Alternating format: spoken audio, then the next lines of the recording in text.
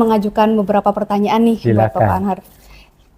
Bagaimana menurut Bapak tentang dinamika pelestarian nilai-nilai sejarah bangsa bagi kami generasi muda saat ini?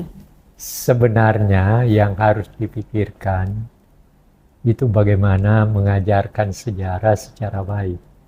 Sebenarnya begini, untuk mengenal secara baik Indonesia itu ada 3 faktor utama. Yang pertama faktor geografi, yang kedua faktor antropologi, yang ketiga sejarah. Kenapa? Anda tidak akan pernah mengenal Indonesia kalau geografinya Anda tidak kenal. Begitu luas, jauh lebih luas dari Eropa dan sebagainya.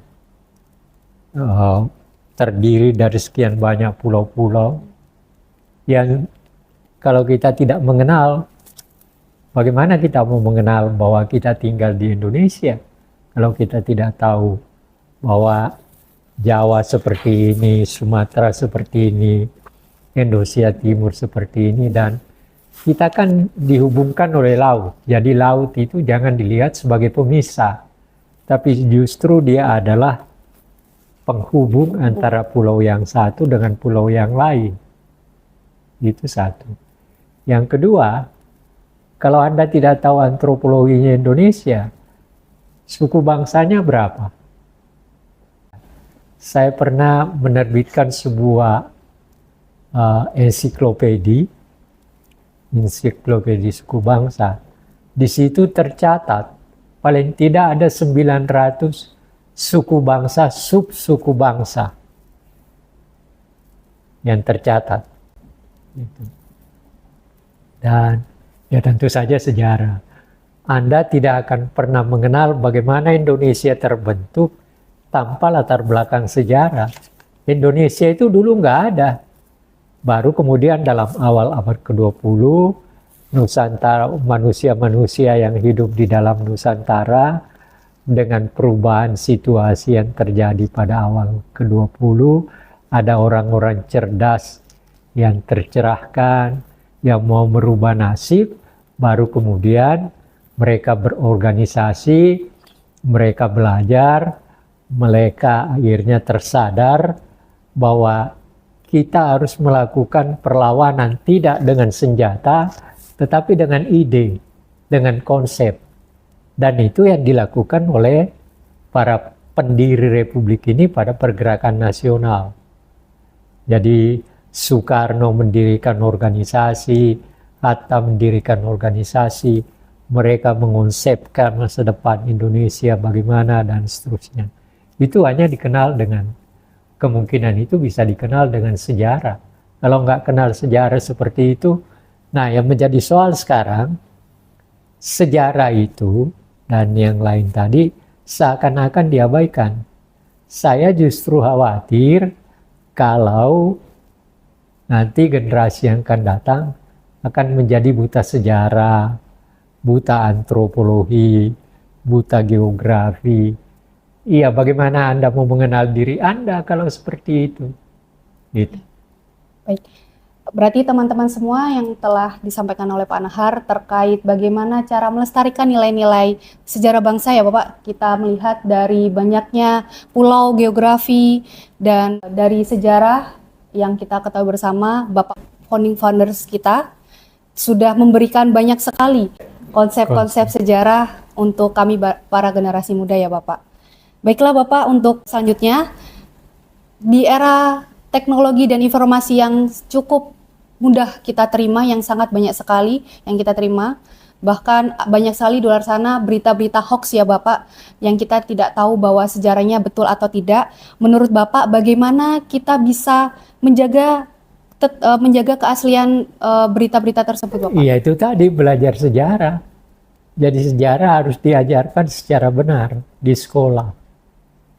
Ya, saya bisa menerangkan semua ini karena saya baca buku, saya belajar sejak dari SD kelas 3 sampai sekarang tidak berhenti saya belajar tentang Indonesia. Dan memang tiap kali saya belajar pada setiap hari, selalu saja terdapat hal yang baru Ya, seperti contohnya sekarang, orang mau melakukan pemilu, pilkada. Oh, banyak sekali hal yang berkaitan dengan tentang demokrasi yang ada dalam pikiran yang pernah saya baca, ternyata berkembang sedemikian rupa, sehingga kalau kita tidak mempelajari itu lebih baik, ya masa depan demokrasi kita bisa menjadi persoalan. Gitu.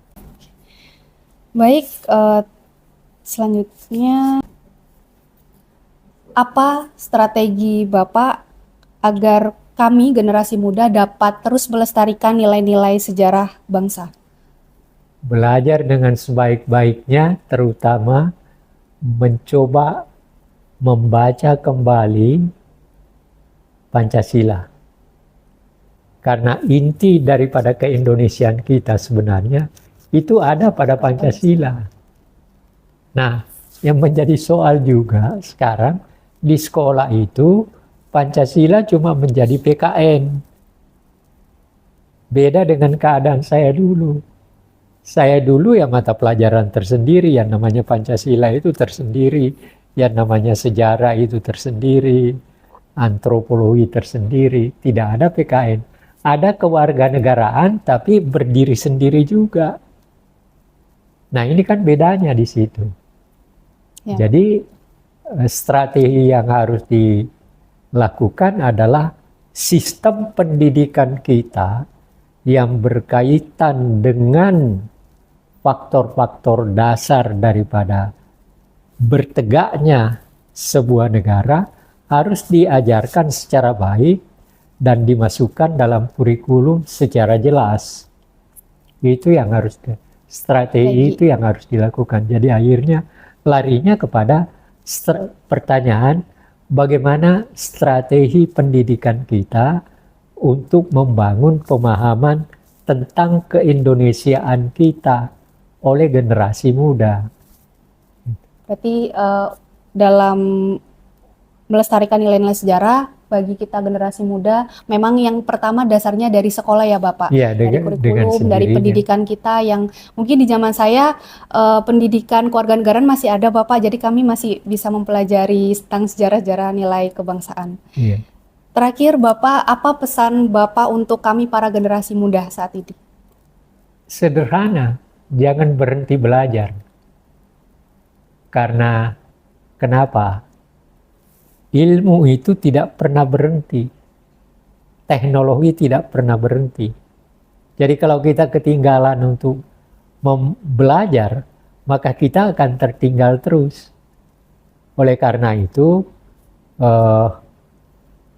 generasi muda, apapun jurusan sekolah yang dipilih, itu tidak usah dipikirkan.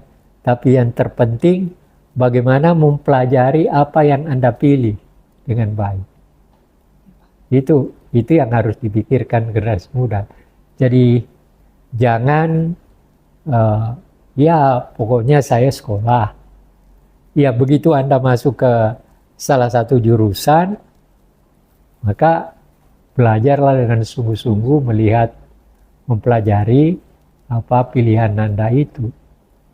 Jangan cuma sekedar, apalagi kalau pikiran Anda, pokoknya begitu saya sarjana, saya mau cari kerja, ya memang iya.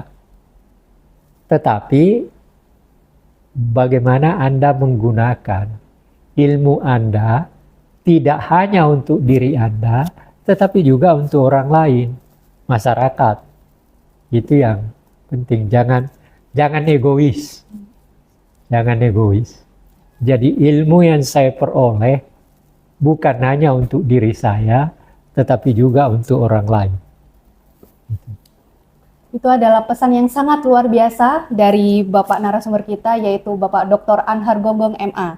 Saya yakin sahabat Tanah semua bisa mendapatkan informasi dan ilmu yang bermanfaat dari beliau.